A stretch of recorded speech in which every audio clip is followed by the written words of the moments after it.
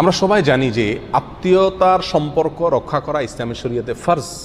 কোরআনে কারিমে বহু জায়গায় বিষয়ে গুরুত্ব আরোপ করা হয়েছে এবং সবচেয়ে বড় অপরাধসমূহের মধ্যে থেকে, কবিরা গুনাহসমূহের মধ্যে থেকে একটি হলো রক্ত সম্পর্কে আত্মীয়ের সঙ্গে কি করা, সম্পর্ক ছিন্ন করা। কিন্তু আমাদের জীবনে এমন কিছু পরিস্থিতি আসে যে পরিস্থিতিগুলোতে আসলে আত্মীয়ের সাথে সম্পর্ক রক্ষা করা যায় না, ছিন্ন করতে হয়, সেটা সাময়িকের জন্য হলেও।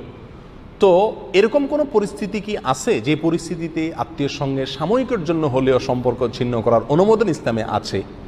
এর উত্তর হলো হ্যাঁ, এরকম কিছু পরিস্থিতি আছে যে পরিস্থিতিতে আপনি বাধ্য হয়ে আত্মীয়ের সঙ্গে সম্পর্ক না রাখা কি আছে, আপনার জন্য জায়েজ আছে। অর্থনৈতিক কারণে, ব্যক্তিগত রেষারেষির কারণে, পাওনা দেনার কারণে, বোঝাপড়ার অভাবের কারণে, এ জাতীয় কোনো কারণে আপনি তার সঙ্গে সম্পর্ক ছিন্ন করা জায়েজ নাই। সাময়িকের জন্য সম্পর্ক ছিন্ন করা জায়েজ আছে যদি এরকম হয় যে তাকে ত্যাগ করলে, তার সঙ্গে সম্পর্ক ছিন্ন করলে, তার থেকে দূরে থাকলে তার উপকার হবে।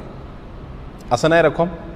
ছোট ভাই বেরাদার অথবা বড় ভাই বোন, রক্ত সম্পর্কীয় আত্মীয়, নামাজ পড়ে না, রোজা রাখে না, খারাপ কাজ করে, বা যে কোনো কারণে তার সংশোধনের প্রয়োজন, এই মুহূর্তে আমি তার থেকে দূরে থাকলে, তার সাথে কথা না বললে, রাগ করে থাকলে, অভিমান করে থাকলে তার সংশোধনের আশা করা যায়। এরকম যদি হয় তাহলে তাকে সাময়িকের জন্য কি করা যাবে, ত্যাগ করা যাবে। দ্বিতীয়ত, যদি এমন হয় যে রক্ত সম্পর্কীয় আত্মীয়, তার সঙ্গে সম্পর্ক রাখলে আমি নিজে ক্ষতিগ্রস্ত হই, নিশ্চিত ক্ষতির মুখোমুখি পড়ি, যদি তার সাথে কি হয়, আমার সম্পর্ক রাখা হয়, তাহলে আমি নিজে ক্ষতি থেকে বাঁচার জন্য তার সঙ্গে সম্পর্ক ছিন্ন করা কি আছে, জায়েজ আছে। যেমন কথার কথা, আপনার রক্ত সম্পর্কীয় সে আত্মীয় জাদুকর অথবা তাবিজ কবজ করে মানুষের ক্ষতি টতি করে, এই টাইপের আছে না এরকম অনেক আত্মীয়, এবং তার সাথে আসা যাওয়া করলে, তার বাড়িতে খাওয়া দাওয়া করলে সে আমাকে কোনো কিছু খাওয়াই দেওয়ার আশঙ্কা আছে, এবং এটা শুধুমাত্র মনের ওয়াসওয়াসা না, বাস্তবমুখী আশঙ্কা আছে, তাহলে সেক্ষেত্রে আপনি নিজে বাঁচার জন্য তার সাথে সম্পর্ক না রাখা বা তার থেকে দূরে থাকা কি আছে, জায়েজ আছে। তার ওখানে গেলে সে আমাকে বিপদে ফেলতে পারে, ক্ষতির মুখে ফেলতে পারে, সে লোকটা খারাপ মানুষ এবং তার খারাপে আমাকে পাইয়ে বসবে, তখন নিজে আত্মরক্ষার জন্য যতটুকু প্রয়োজন ততটুকু দূরত্বে থাকা কি আছে, জায়েজ আছে।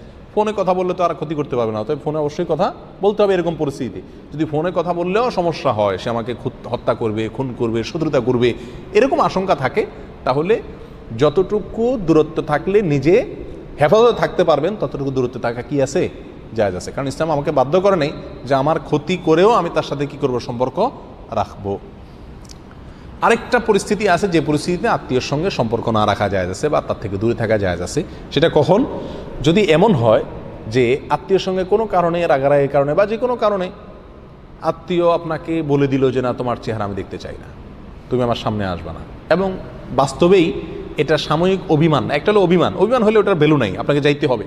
যদি এমন হয় যে না, সে সত্যি সত্যি আপনাকে দেখলে অনেক মনে কষ্ট পায়, আঘাত পায়, অথবা আপনি কথা বললে তার মেজাজ গরম হয়, আরও সম্পর্ক নষ্ট হয়ে যাবে এরকম মনে হয়, তাহলে সেক্ষেত্রে তার সঙ্গে দেখা করতে গিয়ে বা তার সাথে কথা বলতে গিয়ে যদি তাকে কষ্ট দেওয়া হয় এবং এই কষ্টটা আস্তে আস্তে বাড়বে এরকম মনে হয় এবং পরিস্থিতি খারাপের দিকে যাবে মনে হয়, তাহলে স্বাভাবিক হওয়া পর্যন্ত তার সঙ্গে দূরত্ব রাখা কি আছে, জায়েজ আছে, সম্পর্ক না রাখা জায়েজ আছে।